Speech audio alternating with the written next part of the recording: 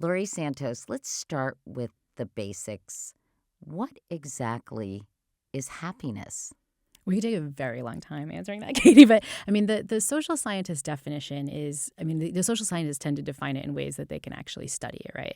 So social scientists tend to think of happiness as being happy in your life and being happy with your life. So being happy in your life is like you've just got lots of positive emotions. There's like joy and, happy, like kind of like smiling and laughter, as opposed to kind of negative emotions like sadness, anger, and things. It's not saying you have no negative emotions. It's just that the ratio is pretty good. That's being happy in your life. But being happy with your life is how you think about your life. It's the answer to your question, like, all things considered, how satisfied are you with your life? And if you say yes, then that's pretty good. And I love this definition because, we all know that there are times that those two things dissociate, right? That, you're doing something that's making you incredibly satisfied with your life. Maybe you have a new baby or a new job, but it's hard. In your life, there's a lot of stress and things like that.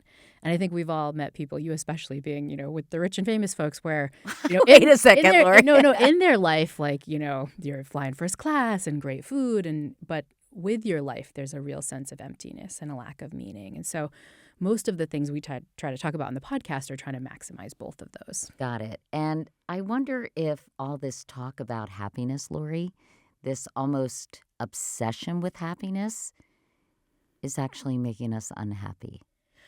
I think. Do you ever wonder that? Yeah, and having a podcast on happiness, teaching a whole class to Ivy League students generation after generation. Yeah, I think it comes in part from the fact that we get happiness wrong. We have these misconceptions when it comes to the things that make us happy. Are we using the wrong word? Should it be contentment? Should it be fulfillment? I think, the Greeks, and the ancients, as usual, had it right. They talked about eudaimonia, flourishing. And that, I think, would be a better word, because to have true flourishing, it's not like you're happy all the time. Like, true flourishing isn't toxic positivity where you're like smiling like some terrible yellow emoji where you're like, oh my gosh, I'm happy all the time. True flourishing is taking on challenges, embracing failure, navigating these negative emotions that might be normative. And so I think, it would be better to have a different word, but in some ways we're stuck with happiness. And so what I try to do is to explain to folks that, true happiness allows for the normal kinds of spots where you're not going to feel great. Like, that's typical, that's normal. That's what you need for a good, ultimately happy life. But people probably should think about the word flourishing or fulfillment, contentment. It just seems much more stable. Happiness seems like at the high end of the emotional scale, right? And that's unattainable because nobody's happy all the time. Yeah, my colleague Dan Gilbert, professor at Harvard, who comes a lot on my podcast, and he coined the term emotional intelligence, right? Different guy, yeah. Oh, different guy. Never mind. We'll cut that out. Yeah. Dan's fond of saying that, happily ever after only exists if you have like 3 minutes left to live. Like, it's just not a destination. And I think that's another thing we get wrong. We think, I'm going to do something and get there. I'll get married and I will be happy. Or I'll get this new raise and I will be happy. Or, my college students, I'll get into the perfect medical school or get the perfect grades and I will be happy. And that's just not how it works. It's not a destination spot. It's somewhere you can go and try out for a little while if you do the right things. But it's not an arrival destination. It's almost establishing some kind of emotional equilibrium, it seems, right? That's right. And I think knowing how to get back to baseline if you're not feeling good, having strategies to go back. So speaking of baseline, my late husband used to say that I was born on a sunny day, which I thought was such a nice compliment. And it made me wonder if some people are hardwired for happiness. Is there a happiness set point that varies from person to person, from biology to biology? Yeah, there's some evidence that might be at least partly the case. And the evidence comes from these studies on what's called heritability, right? What is it called? Heritability. It's just looking Not at... irritability. Not irritability. Heritability. Heritability, which is this like big word of saying, how much of the variance that we see in the population, some people are happy, not so happy, how much of that is due to your biology? How much of that is due to kind of how you grew up, right? And the way we test heritability is to look at twins, right? Some twins are identical. That means means they're genetically exactly the same. Raised the same way. Raised the same way, right? Some are fraternal, which means they're genetically different. Like they're just as similar as regular brothers and sisters. And so if happiness is really built in, then identical twins should be much more similar in their happiness level than regular brothers and sisters. And what you find, tons of studies have looked at this, and what you find is that's true, but a little bit. Heritability estimates are at about 30%. And that's like, it's there, but scientifically speaking, it's kind of small. What does that mean? It means there's something to be said for, being born on a sunny day. Some of us are kind of genetically lucky to have a little bit of a predisposition to happiness. I'm probably the opposite. I think I was born on a rainy, cloudy, wintry mix kind of day. But it's not as much as we, I think, assume. I think our lay assumption is like there are kind of happy people and not so happy people. When you meet that person at work who's the kind of not so happy person, you kind think, of the Oscar the Grouch. Yeah, you're like, the Oscar the Grouch is going to be grouchy all the time. Like it's built in, it can't change. And I think that's what these heritability data show us. It's like, yeah, it's there a little bit, but there's so much wiggle room. It's kind of like, our weight, right? There's some heritable component to our weight, but if you eat healthier or if you, eat like, I've been eating since I've been in New York this weekend, right? Like these things are going to change in a different way. So there's a lot of control that we have that we don't expect. So it sounds like nurture is more important than nature when it comes to happiness. That's exactly right. And I think it's important not to discount nature, right? There are some people who have a harder nurture than others because they've got to put more work in. But everybody can put the right work in to change things. Well, I wanted to ask you, what sets you up for happiness? I mean, is it a secure home life, loving parents, financial security, positive affirmation, success in however you define it? Are those components that kind of help raise your emotional level? I feel like I'm really lucky, honestly, Laurie, in all those categories. I think of people who have parents who didn't give them unconditional love and how that really kind of reverberates throughout their lives. And I never for one nanosecond doubted my parents' complete unconditional love. So are those factors? I mean, talk to me about the nurture aspect of happiness. Yeah, I mean, obviously those things have an impact, right? Trauma, which is the kind of thing you're talking about, right? Where parents, you have abusive parents or parents with substance use withholding, disorders. Exactly. or they could even be affluent, successful parents, But just very distant or really harsh, right? I mean, we all kind of grow up with different levels of that. And you can look at levels that are pretty extreme, and scientists do that, right? This is a lot of the work on trauma and what's often called post-traumatic stress disorder. Many of us have heard about that, right? And it comes from the fact that when you experience trauma, sometimes that can have a long-standing effect. But even though, post-traumatic stress disorder, PTSD, gets a lot of airtime, scientists have also looked at what you might consider the opposite, which is called post-traumatic growth, right? You go through an awful, terrible incident that you never would have wished on yourself or anyone else, and some good comes from that. You feel like you come out stronger. You feel like you come out more resilient. You feel like you come out more socially connected to the people you really care about. And this is what's called post-traumatic growth. Some people go through these awful kinds of things, and they come out feeling stronger after it. And I'm kind of curious. I mean, you and I are talking after you've been so helpfully public about your breast cancer diagnosis. That could be a trauma that leads to PTSD. Individuals who experience cancer diagnosis and have to go through the process, terrible and awfully traumatic. But do you kind of resonate with that, this idea of the post-traumatic growth a bit? I mean, I think because I've had so much experience witnessing cancer much more severely in both my late husband and my sister, who also passed away, and I became so knowledgeable about cancer. I have a very really healthy and solid understanding about my particular situation. And instead of being traumatized, it actually increased my gratitude because I know, unlike them, both my husband and sister were diagnosed with stage 4 cancer. Mine was discovered early when it's not only treatable but curable. And so, if anything, it wasn't traumatic. It was actually weirdly life-affirming. And so this, for people who haven't experienced something like this, who are hearing it, they might be like, Katie is grateful for like a, terrible cancer. Yeah, you caught it early, but that's still, you might have been happier to, get a clean scan, right? But this is what I think happens. I think comparing it, and understanding what it was a death sentence for my husband and my sister when they were diagnosed, and the fact that it was 2022, the fact that science has really progressed, I felt grateful.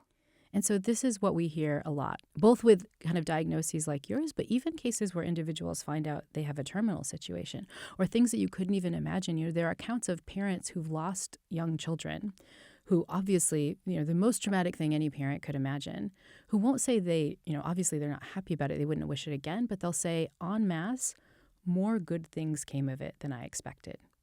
Right? And that is a profound thing about human psychology and human nature. The worst thing possible that we could ever imagine happens, and we say, there are parts of this, at least, that I'm grateful for, or there's parts of this that I wouldn't change. I've grown from this. And this is one of the biggest mistakes that we make about happiness. We think it's only our circumstances. If things go well, I'll be great. And God forbid things go badly. God forbid I get a cancer diagnosis or something terrible happens in my life.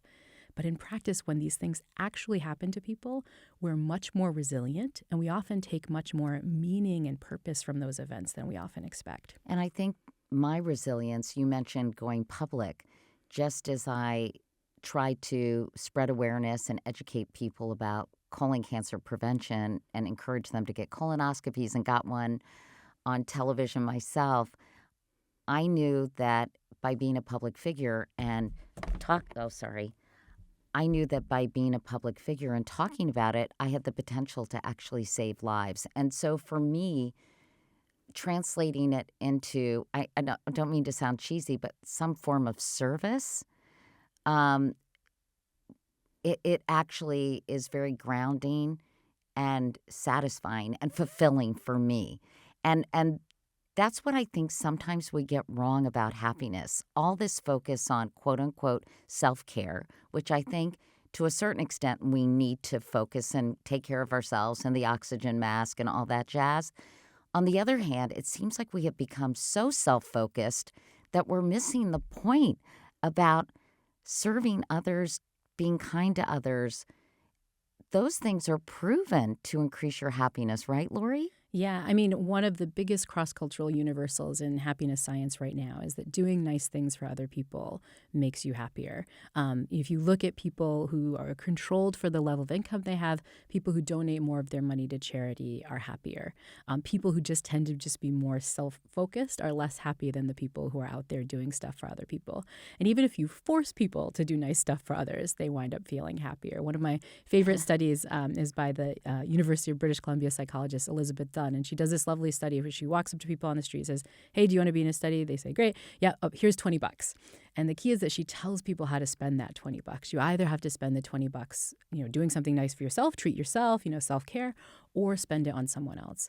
And when she calls people at the end of the day, what she finds is that the people who spent the money on someone else self-report being happier than those that did something for themselves. Again, this is not what we predict. If I have some discretionary income or I'm having a bad day, I want to get myself a manicure or treat myself, right? That's my intuition.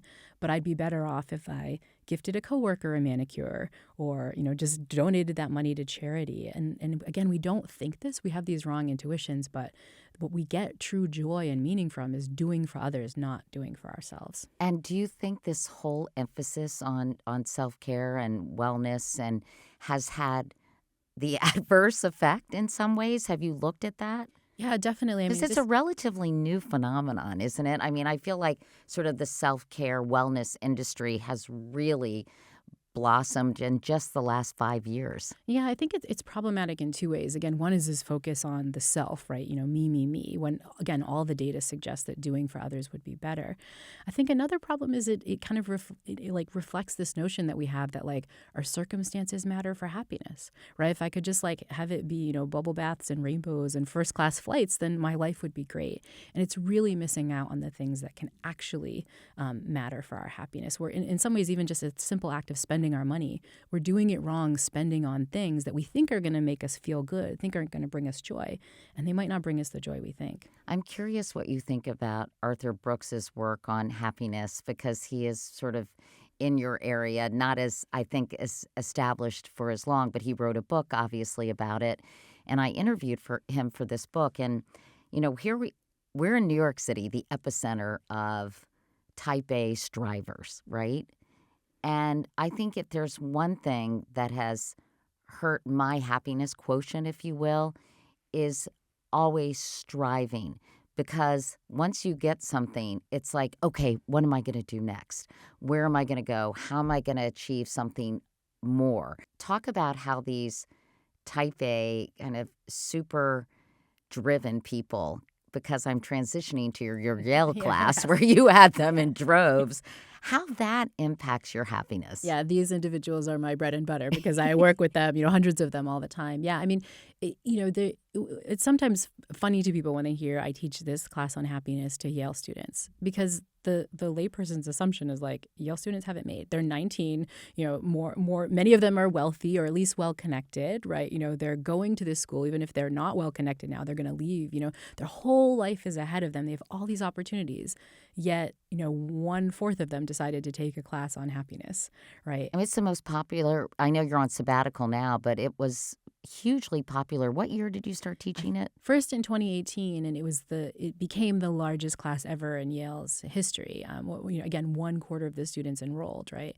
And again, that sort of tells you that these, type A, very driven Yale students are voting with their feet. They've, especially at Yale, they've gotten everything they've wanted. Probably since these kids were 12 years old, they dreamed of getting into an Ivy League school, and now they're there.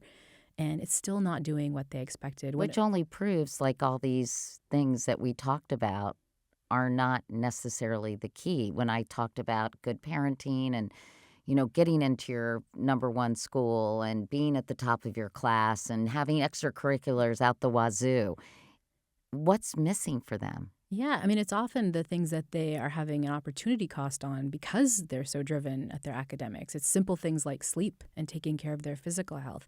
It's often social connection, right? These are students who are working on homework into the night. They're not getting the same social connection that you expect.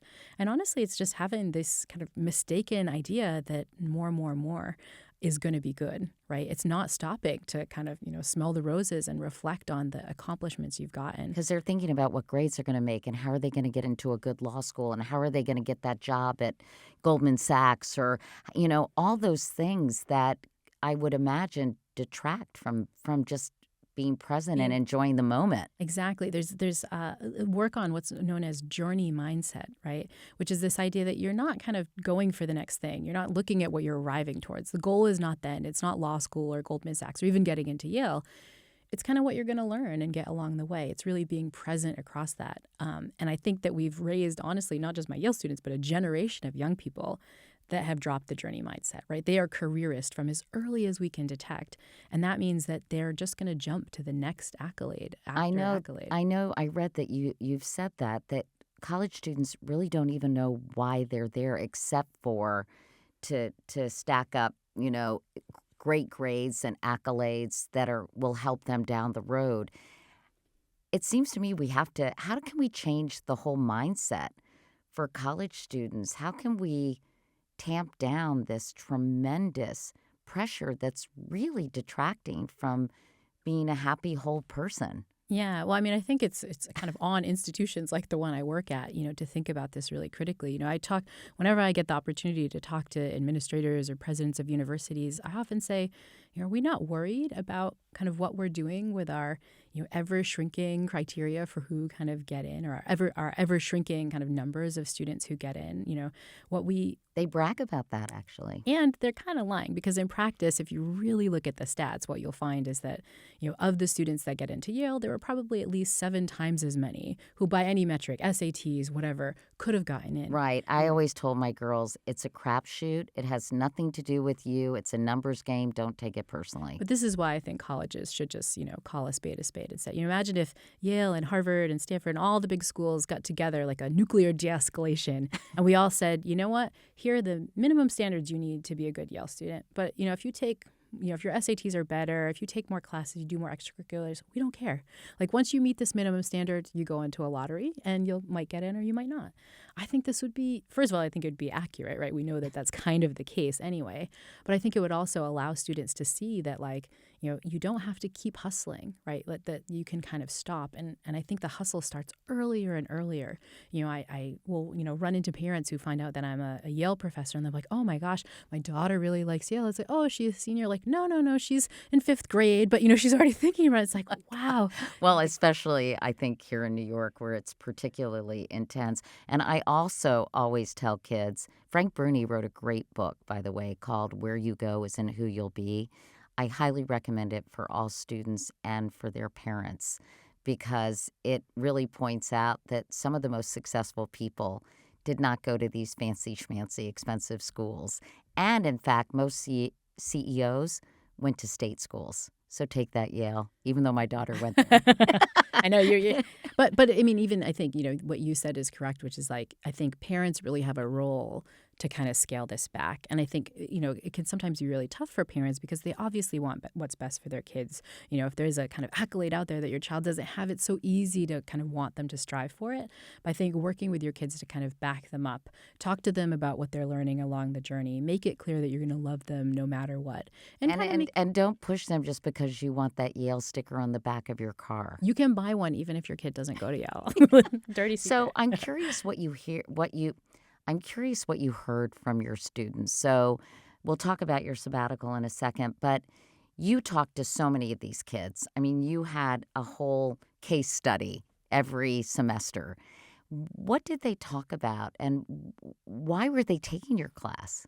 Yeah. I mean, what I would hear all the time is just that students were just incredibly stressed. I mean, the first thing is that, there's lots of evidence that this generation, and this is true at Yale too, is just facing the biggest mental health crisis that we've seen in the history of the human species. Like right now, there's rates of depression nationally at colleges are at levels like 40% of students report being too depressed to function most days. Over 60% say they're overwhelmingly anxious.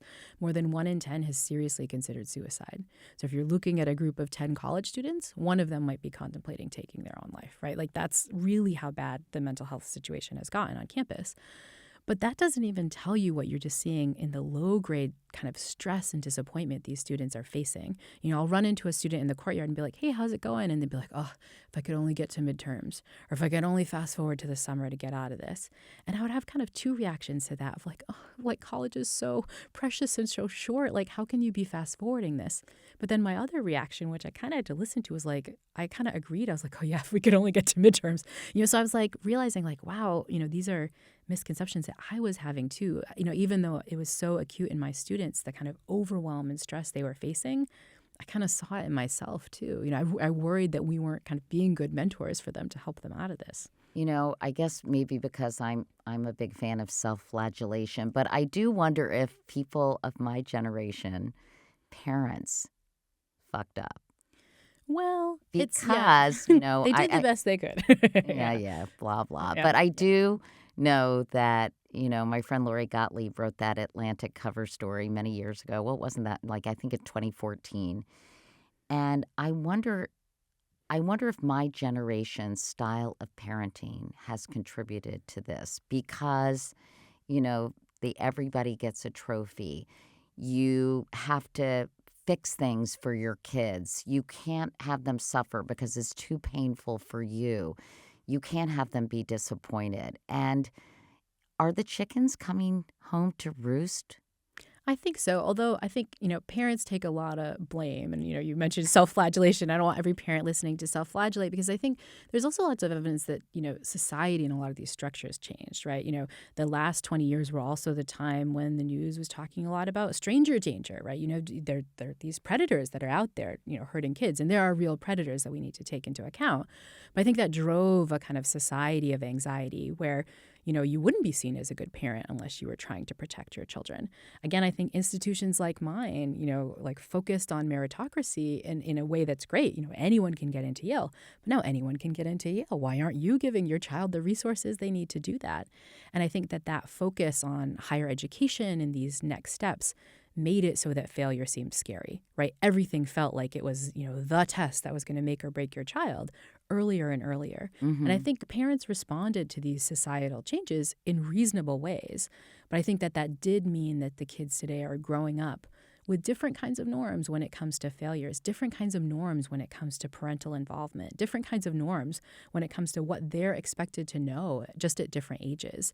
And, I see it at the college level. We have college students who have never used an alarm clock. Their parents are their alarm clock. They call, to make sure their child gets up in the morning, at 19, 21 years old. And I think about how when my mom and dad would call me at college, and it would be once a week, it would be on the payphone. Yes, I am a fossil, everyone. But it would be on the payphone down the hall.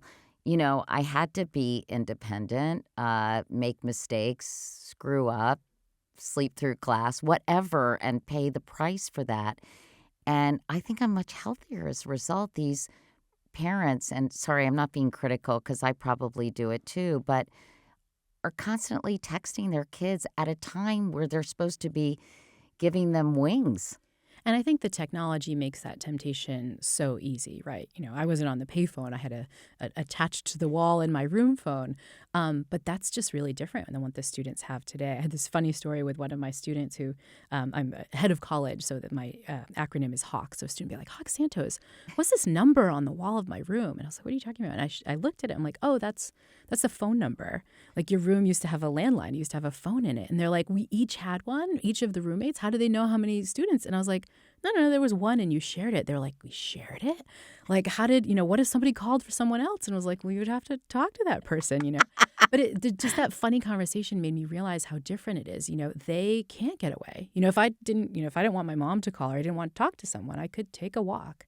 But their phones are always with them. And to shut them off would be, very performative to kind of be out of contact. Like this kind of being on all the time to the people around you just sets up a different norm. It also means their access to anxiety-provoking information is just different, right? I didn't walk around with something binging in my pocket telling me every time, some political leader did something scary or the latest climate change scary thing that was happening. Right. That's so true. That's so true. In fact, I worked for the school newspaper, but it was university news. It wasn't this constant barrage of the Iranian hostage crisis and everything that was going on. Well, that was actually after I graduated.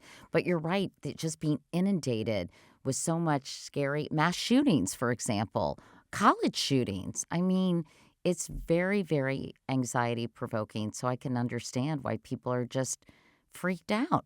And I think there's a real pressure to not, because you might say, well, then shut your phone off or leave it somewhere or so on. It's also their lifeline for the social connection. And they're addicted to it. Let's face it, just as grown-ups are. I mean, it's become another appendage, and it's very difficult to not have your phone with you. And that's a whole other podcast. But one thing I wanted to ask you, and we may not have time to include this, but I'm fascinated by it. What I find really disconcerting, you talk about college mental health, is this notion of not being able to contact parents if a student is experiencing real emotional turmoil or having mental health issues because of privacy laws. That seems crazy to me, Laurie. Do you have any insight on that? Yeah, I think it's really tricky. I think colleges are in this very awkward position of navigating, student health and sort of student welfare in a way that they hadn't been historically.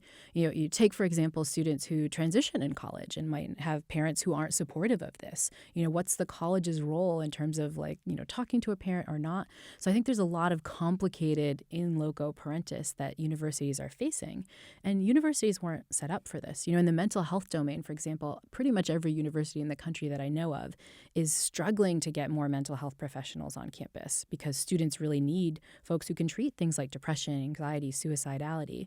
But, that wasn't originally university's job, and the rates were never at the level that they needed the staff that they need today. And so I think universities are struggling with what is the appropriate approach to making sure our students are safe and healthy? Where do parents fit in, and what's required at the university level? You just started an online course that's free to teenagers. It's called The Science of Well-Being. What prompted you to do that, Laurie? Well, I had done this class, live on Yale's campus, and we got tons and tons of press for it. But a lot of the emails I was getting from parents was saying, could you make this available? Is there any way I could see the syllabus? I want my daughter who's in middle school. I want my son who's in high school to get this content. And it made me realize that, a lot of the skills I was teaching Yale students, we want kids who are younger than that to learn these things. It would be great if they learned it before they got I was to going Yale. to say, but I didn't have to also give my even class. grade school, it seems. But maybe that's next. But anyway, back to teenagers. Why? So is it different teaching teens than it is teaching college students? And how have you accommodated them in terms of the course? Yeah, yes and no. Yes, in the sense that, teens face different kinds of contexts where these kinds of principles and these misconceptions come up, right? They're not worried about salary and, getting married. They're worried about, getting good grades and thinking about colleges and navigating how they're portrayed on social media, right? It's in some ways there are lots of similar stressors, but they kind of play out in different ways.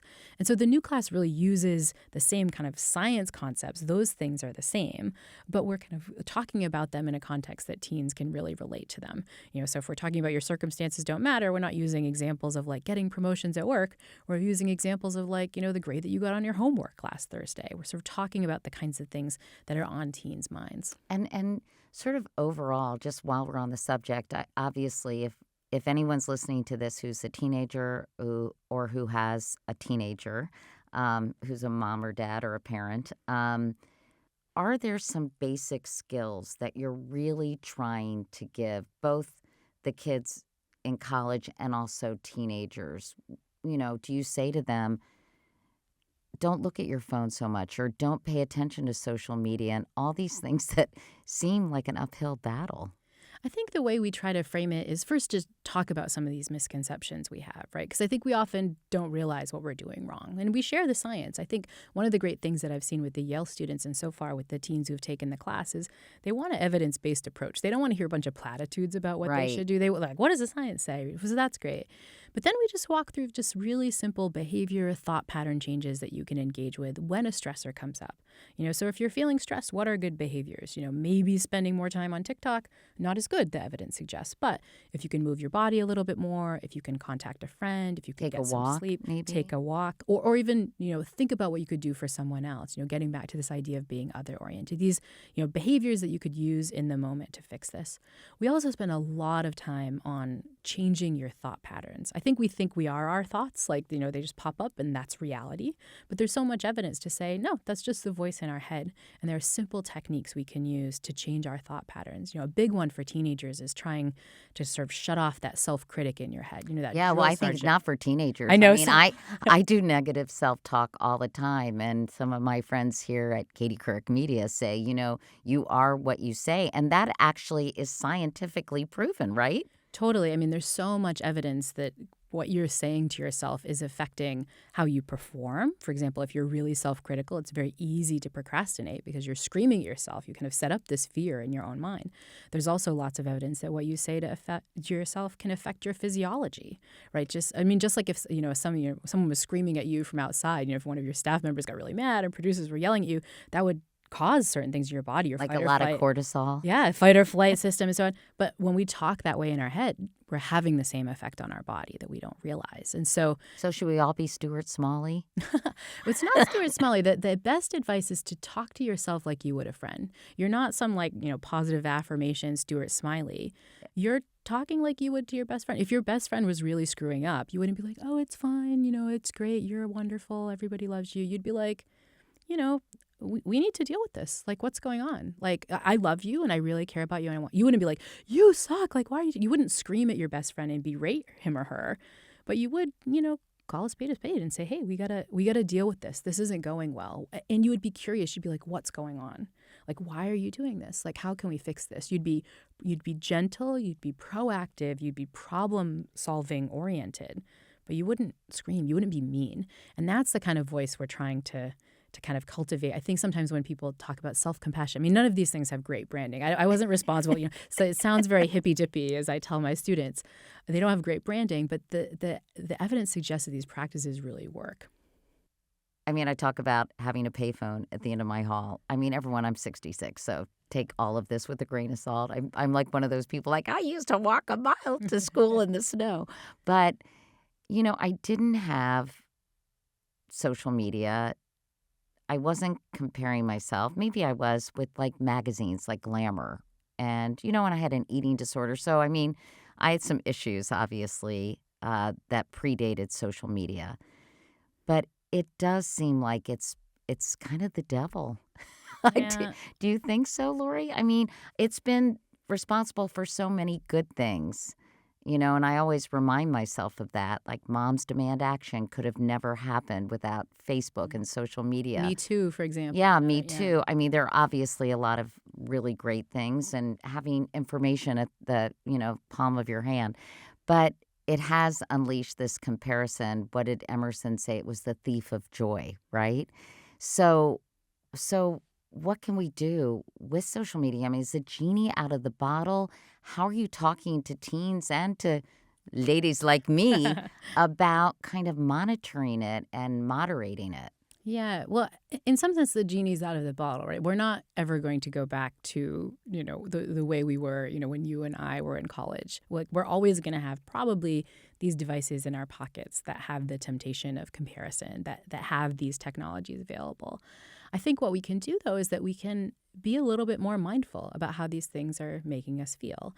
And I think that that's important, right? Because we don't want to deny the benefits of these things. Sometimes we use social media well, right? If I'm, having a really anxious situation, there's no one to talk to, and I just got to get through the next 5 minutes, swiping through Instagram might be a really good emotion regulation strategy for me, definitely for students. But the idea is that I was mindfully paying attention to the fact that that actually was a moment where it made me feel a little bit better, right? The problem is, I think that so many of these technologies are making us feel worse. And that's what we need to pay attention to. They also are coming at a cost to often our in real life social connection, which we forget is so important for our joy and happiness. And particularly for young people, we know from the data that they're coming at a cost to their sleep, which is something that is so important. These days, college students often self-report sleeping between 5 to 6 hours a night, which we know is even bad for their brain development, right, at this age of their life, right? So, and why are they not sleeping? Because, that blue light in their phone is out and they're, swiping through TikTok or something. So how do we deal with it? And one of the strategies I teach my students comes from the journalist Catherine Price, who has this lovely book called How to Break Up with Your Phone, where she argues you don't have to break up with your phone, but like couples counseling probably required, for the relationship. And she has this acronym that she uses called WWW to help you be more mindful. It stands for what for, why now, and what else. And so she argues whenever you find your phone in your hand, you should think, oh, WWW. Like what for? Was there a purpose? Like I was checking my email or I was going to text a friend. Or was like there no, maybe it's just my addictive go-to, right? Why now, right? What was the trigger? Maybe, again, you had something to do, but maybe it was I was feeling anxious or I was feeling bored or, for my students often it's I was feeling a little bit scared about engaging in real life social connection, talking to someone in the dining hall. So I just, picked up my phone. But the biggest one I think is what else, right? What's the opportunity cost? What else could you be doing? Could you be just like taking a deep breath? Talking to a friend, sleeping, right? What are you not doing because you're on your phone? And what are you missing? Sometimes if I land in a new city, I am going to the hotel and I realize I didn't even look around at this new place and take in being in a totally, different Exactly. environment because I've had my face in my phone. And I think, this is so dumb. Why am I doing this? And often the It thing is you're such a default, though, Lori, now? Yeah, I think it's a default. And often the thing we're missing is other people. Liz Dunn, who I mentioned, who's this professor who studies happiness, does this study where she has subjects just sitting in a waiting room and they're either allowed to have their phones or not. She doesn't kind of restrict what you look at and so on.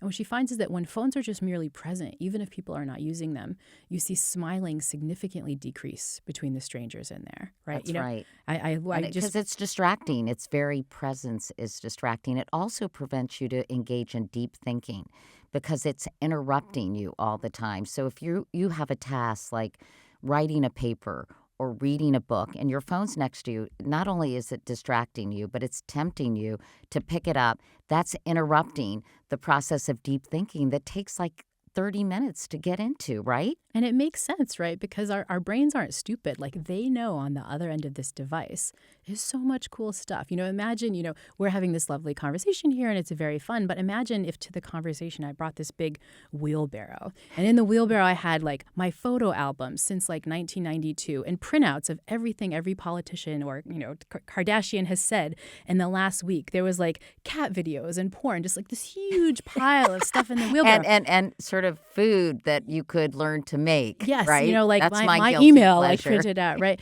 And like it would be tough to have this conversation because I'd be like, oh, I want to look at Katie's photo album from 1998. And like your brain isn't stupid. It knows that all that stuff is right next to you. The mere act of having your phone like in your presence on the table is causing you to say, oh, don't look at the phone book. Oh, don't look at the recipe. Like, don't check your email or what, Trump is saying. Like, we're constantly having to inhibit that. We don't notice it because it happens unconsciously, but it's having a huge effect on our attention and our performance and our social connection. And I want to make one more point about phones because when I gave a graduation address at my daughter's high school, and I mentioned this because I guess it's the hippocampus. I'm not sure. Well, you would know. The part of your brain that is really responsible for creative thinking only fires up when you're not distracted.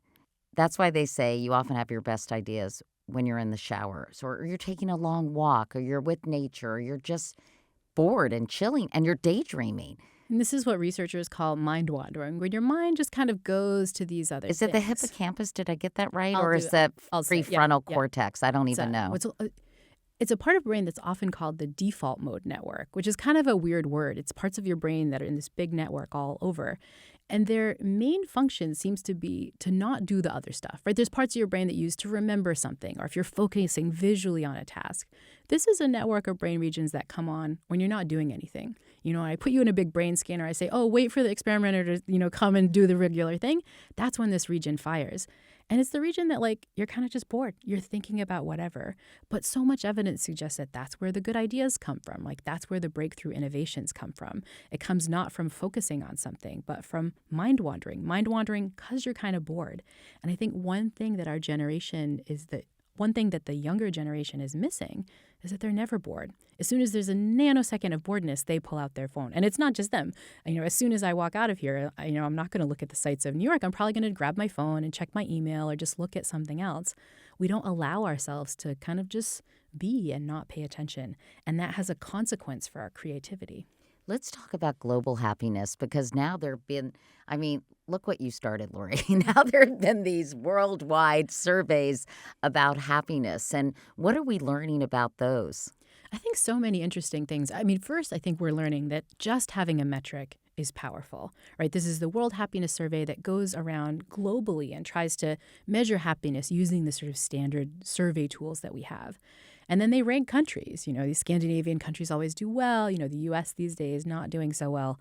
But I think that allows leaders to say, wait, hang on, I don't want to be, in the bottom percentile of the World Happiness Report. It gets people to focus on something that's not, a measure of, say, GDP or economic output. Like social services. Yeah, it's something we can actually measure to say, hey, how are we doing when it comes to the flourishing of our nation?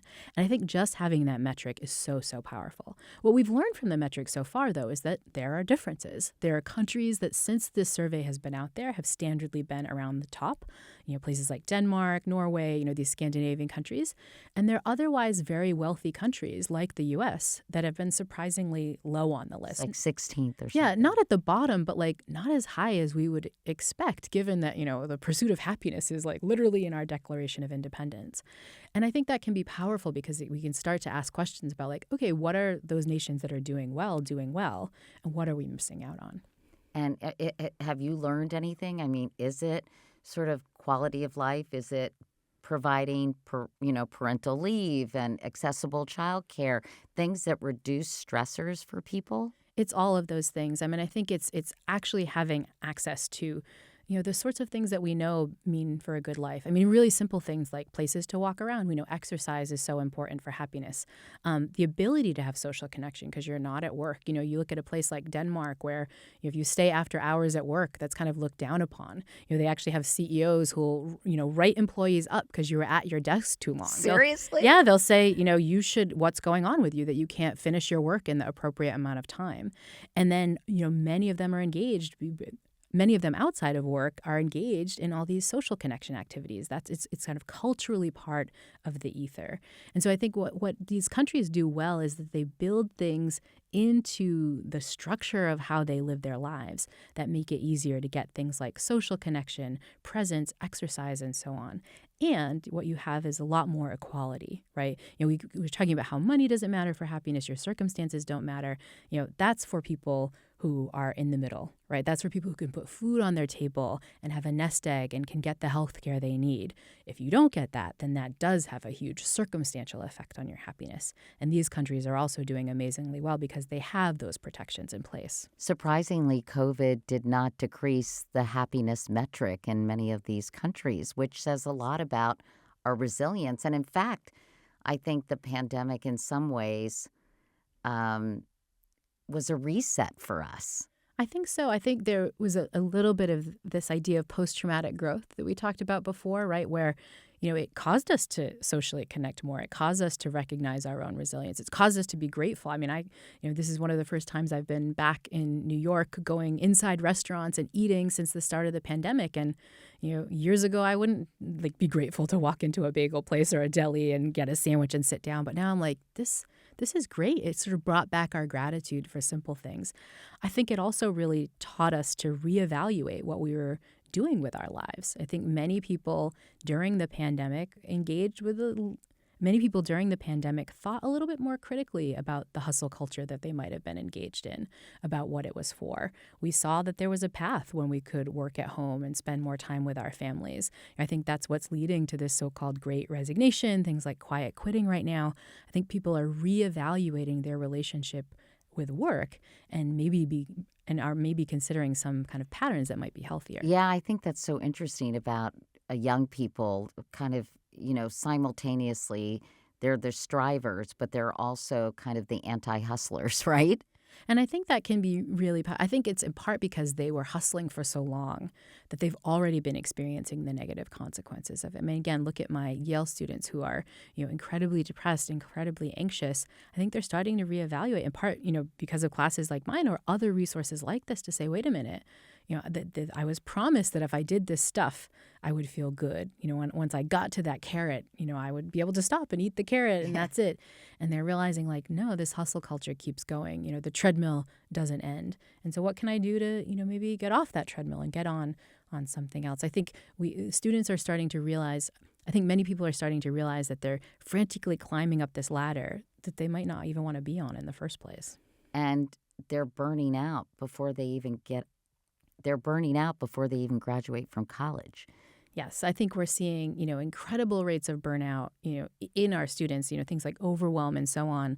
But again, it's not just students. I think especially post-pandemic, especially kind of at the period we are with COVID, we are seeing this in healthcare workers, in teachers for sure, in the media, even, talking to producers and things. We've had to navigate how do we run, television, like the context of, the global, this global pandemic. I think so many of us are struggling with this unprecedented set of changes that came to our routines and the skill sets that we had. We had to learn stuff so fast. And that's tiring. And that's the kind of thing that can induce burnout. And it's even affecting college professors like you, Yes, Laurie. exactly. Because you took a sabbatical because you were afraid you were going to totally burn yourself out. So did taking a step back, I know you're still working, but getting a change of scenery, et cetera, did it make you happier? Oh, definitely. I mean, and I'm a nerd, right? So I take, literal data on this. I've gone up about a point on a 10-point happiness scale. Yeah, I mean, I was really, when I really started to notice in the midst of this pandemic, all of the classic signs of early burnout, right? I was emotionally exhausted, not just physically exhausted, but just kind of tired. If one more email came, like I was going to, just lose it. It was just like too much. I was feeling really cynical, right? My fuse was really short with the people around me, especially my students. That was the thing that affected me most. I had this one incident where a student emailed me because they, needed a root canal and needed me to fill out this paperwork so they could get some money, a routine thing, but it was like another thing I had to do. And my immediate reaction wasn't compassion, like, oh God, this poor student, they must be so scared and in pain. It was like, oh, another thing to do. And I was like, oh, like, what has happened? Like, that's not normal for me. And that was really big. But the biggest thing I think I experienced during COVID on college campuses was the third kind of symptom of burnout, which is a sense of personal ineffectiveness. Like, even if you did your job the best that you possibly could, it wouldn't be good enough.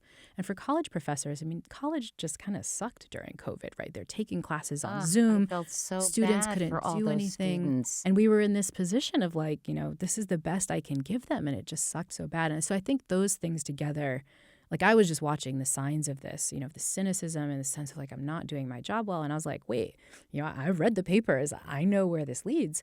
I need to make some changes. And the good news is I think, for me, at least the changes have been great. I mean, I have this incredible privilege of things like sabbaticals, right? This doesn't Right, I was gonna exist say, in the real yeah. world, right? I'm so lucky to be able to do this, but taking a year away, has really caused me to reevaluate, how much time am I spending on these things? I actually made the very difficult decision to step down as a head of college on campus, in part because I was realizing that, to do that job as well as I wanted to, I just didn't have the bandwidth anymore.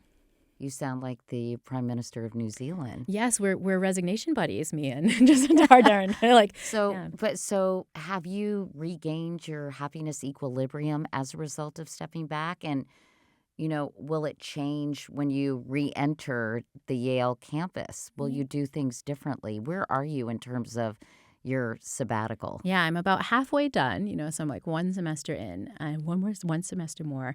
Will it change me? Yeah, I think I'll make, some big changes. Stepping down from this role has been a big one. I'm already sort of thinking about how I can have a better balance with some of the stuff I'm doing there. I think I've also started to focus more on what's happening outside of work, right? Trying to bring in other things, even silly things. Like I've gotten back into playing Rock Band like on my PlayStation, just like bringing things in that are parts of my identity that don't have anything to do with work, right? And that's the kind of balance that sort of feels a little bit better, right? Where you're not, all your eggs aren't in this one basket of your career. You can kind of see, how you fit into things beyond that. In terms of like, will it stay? Will you be happy now? Again, you have to remember happiness isn't this destination. This is going to keep And it's taking not a work. constant. It's not a constant. Happiness takes work, which is one of the downsides of happiness. I think the good news about happiness is that, it's not fixed. It's not a full part of our biology. It's definitely something we can work on and change. But like anything we got to work on and change, it just takes a lot of work. Let's close this out with some Laurie Santos happiness tidbits. One is, as you mentioned, it takes work. So what does that mean? Like if you were saying, Katie, if you want to be happy and happier, this is what you should do. What kind of work do I have to do? I think the first piece of work is just recognizing that your intuitions are off, right? That you just have these normal things that you think, oh, I've had a bad day. I'll get a manicure. Oh, this is what I'll do. Or I'll keep pushing at work, for X, Y, and Z. We have these intuitions about the things that we should be doing, that we're supposed to be doing. I think you have to realize that those intuitions are wrong, right? You have to say the science says do something else in really simple domains, right? If you have a long day at work, you might have the intuition of like, oh, I just want to plop down and just have like a glass of have wine. a glass of wine, Which is a depressant, by the way. Exactly. When, so much science suggests that if you instead called a friend, went for a walk, just tried to engage in something that was a little bit more challenging of a form of leisure than plopping down to watch Netflix. Take a pickleball lesson. Take a pickleball lesson, just like on your phone, Duolingo, something, right? Like that would be better. Text a friend that you're a little bit worried about, right? Become a little bit more other-oriented. When we're in these moments where we're feeling stressed, we're feeling overwhelmed, we're feeling a little sad, there are just simple behaviors we can engage in that are going to work better than what our natural intuition is. I wonder if the source of unhappiness for a lot of people is they just get in these ruts. So I would imagine kind of mixing up your routine in ways you just described, but doing something that's just totally different. That must be helpful, is it? Yeah, I think, a lot of these things that we do because our intuition is like, oh, have that glass of wine or watch some Netflix or just take a break. those are the kind of habits we go to when we're feeling stressed, right? And they're reinforced habits, kind of like driving a car. It's like, driving a car, put my blinker on, having a bad day, have the glass of wine, right? There are quick go-tos. And if we can break that cycle, try a new behavior, we can snap out of that rut, in part just because it's novel, right? Novelty is the kind of thing that we notice more. It can kind of make us, happy and joyful in our own right. It makes us more mindful. But it kind of snaps us out of the behavior that we're used to that might not be so optimal into something that the science at least suggests could have a much better effect. One of the other things you talk about is the G.I. Joe fallacy. Explain what that means. Yeah, so you are like not a child of the 80s or, like you were around in the 80s like me. If you're a young person, you're like, well, G.I. Joe, what's that? It was this kind of cheesy 80s cartoon about army dudes. I think no one remembers. It was a doll. It was a doll. And in my house, he dated Barbie, but go on. Mine too, actually. But G.I. Joe, they were a little shorter. But anyway, G.I. Joe was a show about army guys. No one remembers what it was about. But in the cartoon, there was this kind of very famous public service announcement at the end where, G.I. Joe would teach a child something like, look both ways when you cross your street, or don't talk to strangers, or whatever, was the thing in the 80s. But the key is at the end of the PSA, the child would be happy to say, thank you, G.I. Joe, now I know. And there was this famous catchphrase that said, and knowing is half the battle. And I would go, G.I. Joe. You have to cut it out for rights issues and audio. But no, yeah. I think we'll be okay. But yeah, so this was this idea is knowing is half the battle, right? If I know what I'm supposed to do, that's good enough. And it turns out that the science suggests is a fallacy. Merely knowing that you're supposed to make a social connection or that you're supposed to talk to yourself in a much kinder way, that doesn't make it as easy to make the social connection or talk to yourself in a kinder way. You actually have to change your habits. You have to put some work in. You have to change the normal routines of your behaviors and thought patterns. And so that's the G.I. Joe fallacy. We think, oh, I heard her podcast. I've just heard this conversation. I know what I'm supposed to do. But you got to put it into practice. And it's one of the reasons that in my class, we had these special homework assignments we called rewirements, where students had to engage in the practices we were telling them. The homework wasn't, like read some paper. It was also make a social connection, get enough sleep, do something nice for someone else, try out mindfully getting off your social media for, a couple more hours today. You were putting these things into practice. So you didn't just know what the science showed you, had to do it. And in closing, I want to talk about gratitude because I know when I saw you give a presentation at Google Zeitgeist not too long ago, you talked about a gratitude journal. Now, I buy all these blank books, Laurie. I always put them by my bed with a pen, and I can't do it. I'm with you, actually. If you saw the number of one-page filled out notebooks in my house. It's awful, and I am grateful, but just the idea of writing down 5 things I'm grateful for every night, I just can't do it. Maybe I'm too much of a bitch or something. Well, I think we all have these kinds of things that feel easier to us or not. And the good thing is that it's helpful to write it down, mostly because that becomes a routine. It becomes a habit. I think if you just take a moment to notice the stuff that's good, that can do the thing that the gratitude journal is really trying to do, which is to train your brain away from its normal default, which is all the negative stuff out there, to notice the blessings, to notice the things that are good for you.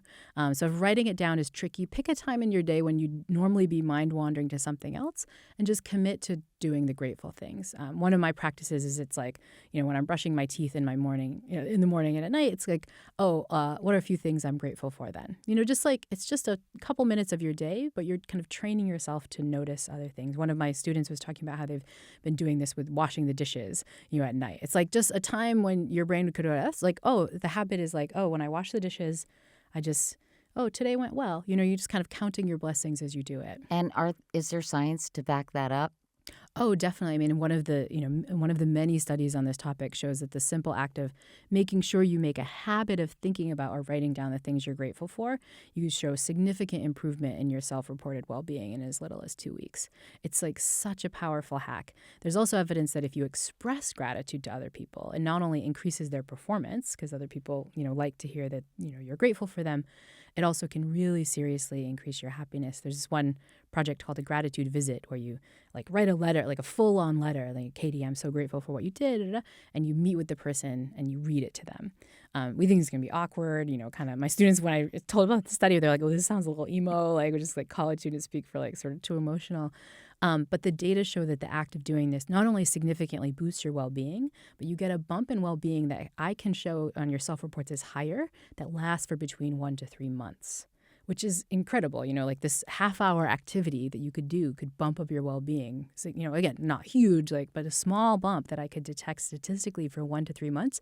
It seems incredible. But that's the power of these pro-social emotions that are there for us whenever we want to use them. We just don't engage them very much. Well, this has been such a great conversation. We didn't talk about physical exercise or diet or things like that. Are those things you deal with in your class? Definitely. I mean, physical exercise is one of the main routes to happiness, but not in the way we think. I think in our hustle culture, we get in the headspace of running some marathon or I have to do a Tough Mudder or something. It's really just getting your body to experience a little bit of movement. That's what matters. And the best case scenario is you do that in a really self-compassionate way. You're not pushing yourself. It's not to change your body. It's just like when I move, my body feels good. Powerful way to improve your well-being. And what about diet? Does that impact your happiness?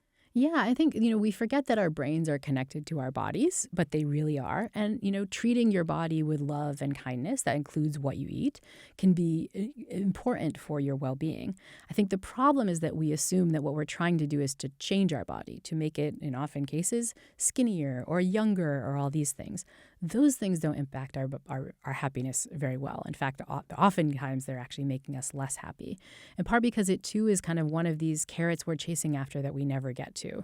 You go on the diet, but it still doesn't feel good enough. Now you have to dye your hair and get the wrinkle cream and all these things, right? We're kind of chasing these things that are always a little bit out of our reach.